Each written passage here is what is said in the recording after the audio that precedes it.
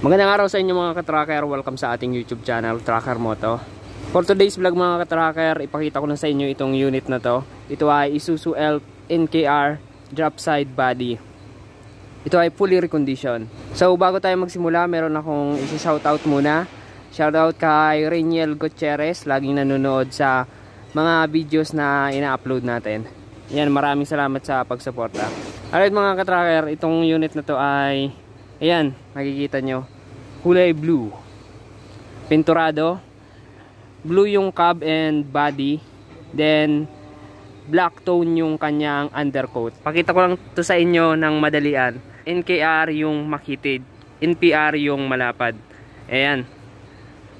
Tapos kung makikita nyo yung sticker na nakalagay sa windshield, Seno Motor Corporation, ay affiliated po yan ng Calipils Marketing Corporation at Alliance Auto and Truck Rebuilders Incorporation. Ayan, kaya ang nakalagay dyan ay Seno Motor Corporation. So ipakita ko sa inyo yung loob ng cab. Ayan. So ito yung loob ng cab, naka-upholstery na rin yung mga upuan kasama ng passenger seat chair. Ayan. Transmission, meron tong 5-speed manual transmission. Brand new rin yung kanyang dashboard.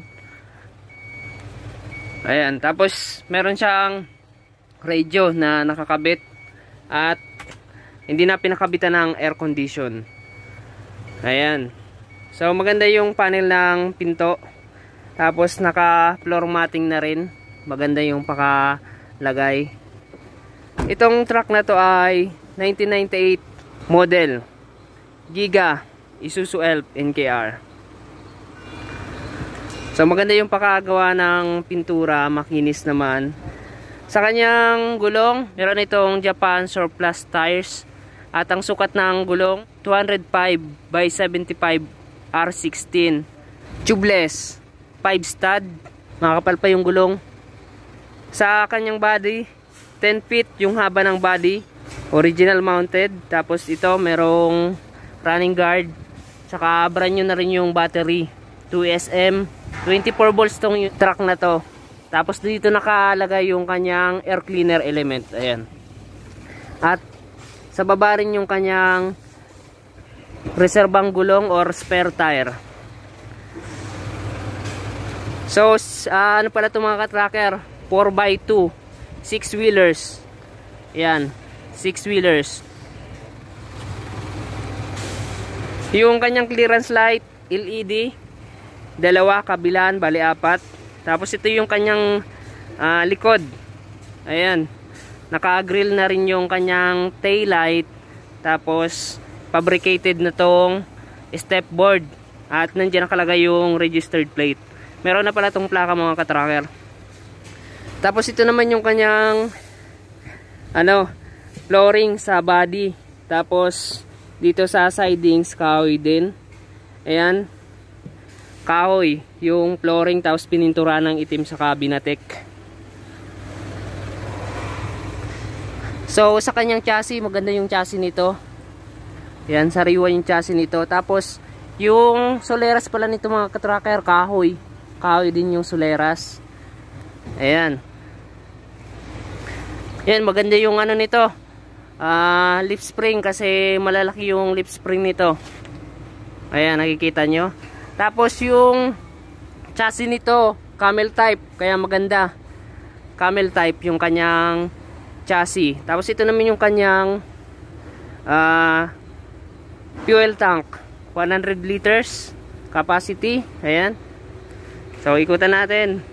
Buksan natin dito sa may passenger side. Ito naman yung passenger side nya. So yung power window naka na rin, power window. Yan, meron na ang switch, hindi na siya manual. Ayan, nakikita nyo. Tapos ito, na lang to, ililipat na lang dun sa driver side yung kanyang sun visor, saka meron pala tong doom light. At maganda pa yung ceiling. Ayan. So ito pala mga ka-tracker, ang kanyang capacity.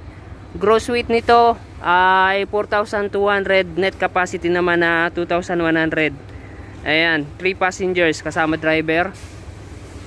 So meron pang antena yan, merong antena, emblem, tapos yung kanyang ano dito buo na, pininturahan, pati yung grill pinturado na, tsaka meron ding hook. Ayan mga katracker, so itong unit na to winashing kanina, sinampu pa tong cab para kumintab, shampoo yung pinang-washing.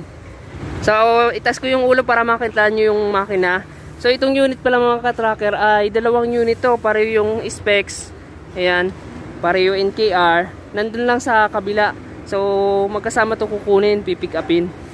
Ayan, ipakita ko sa inyo yung makina para makita nyo. Alright mga katracker, ito pala yung makina niya. Ang makina nito ay 4HF1, malaki ang makina nito. Tapos fuel system, naka inline injection pump. Ayan, nakikita nyo, manual engine itong nakakabit dito sa unit na makina. Tapos power steering na rin siya, maganda yung paka-convert. yan, nakikita nyo. Ito naman yung ilalim ng cab. So pininturahan siya ng buo, pinturado, pero meron pa yung insulation na nakakabit. So binalik pa yung insulation ng cab, paka-convert. Ayan, so ito yung makina niya, 4HF1. So ayan mga katracker, pag nakita ko na sa inyo yung makina, baba muna natin. Ayan, ulitin ko, Isuzu Elf NKR 10 feet drop side body, 6 wheelers, 4x2. Ayan, recondition unit mga katracker. Yan, maraming salamat sa panonood. At ang plant pala namin ay dito matatagpuan sa Mambugdos, Bacoor, Cavite. So nandito rin yung mga available unit namin. Kung gusto nyo mag-viewing ng mga unit, pwede kayong pumunta dito para makita nyo. And maraming salamat. Tapos yung presyo nito, hindi ko nakikita yung presyo nito. Estimated price nito nasa 780, 750, ganun. Hindi ko maibigay sa inyo yung exact price, pero doon nagkakalapit yung presyo ng ganitong unit, fully recondition. Ayan, maraming salamat sa panonood. At kung bago ka lang sa aking YouTube channel, don't forget to like, share, and subscribe. Hit mo na rin yung notification bell para updated ka sa ilalabas kong bagong video. Ayan, maraming salamat mga katracker. Ayan, shoutout sa lahat ng nanonood. Trucker Moto, Saturday Night Car Trucker, subscribe.